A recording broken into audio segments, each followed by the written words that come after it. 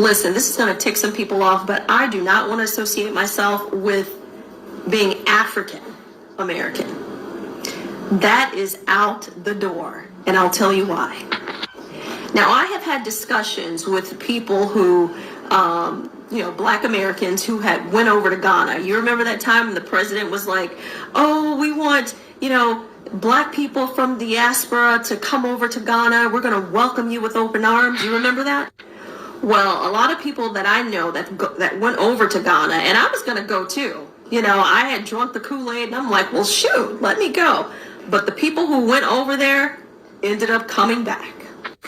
The stories that they were telling, what was happening over there. They were getting scammed. They were purchasing land. Come to find out that the land wasn't even, in their names, that somebody else owned it, and there was nothing that they can do. They were spending thousands of dollars over.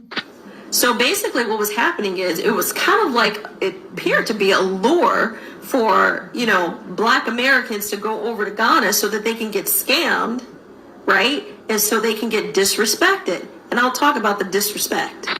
Now, there are a lot of videos that are circulating now where people are telling of their experiences at, how the Africans treated them over in Ghana.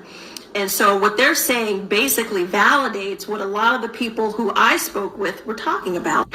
They said when they got over there, they were so disrespected, right? And when they got over there, it was kind of like people just assumed that they had all of this money and they were just a big money grab. They were scammed out of their money. They were paying higher prices and everything.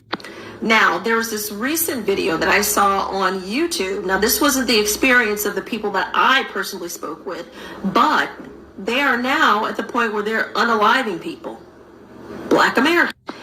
This one lady that I followed on YouTube, and I'll probably, post her video at some point. She said that she had heard some news that one of the Black women who went over there was found unalived behind her so-called property.